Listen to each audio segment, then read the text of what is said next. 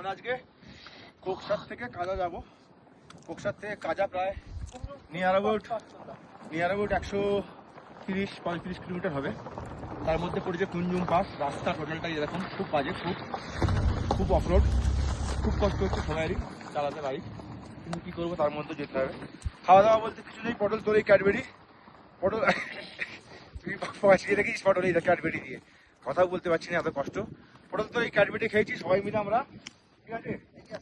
তোকে থ্যাঙ্কস পটল, বাড়ি গিয়ে মাল রেডি রাখ, খাবো, ঠিক আছে? পটলের এই ক্যাডবেরি, এই পটল আর এই কাজু কিশমিশ, এইটা হচ্ছে আমাদের সাথী আজকে। তোর এই বন্ধু শুয়ে রয়েছে দেখ, আর রাস্তাটা পটল দেখ, তুই দেখিস বাড়ি গিয়ে।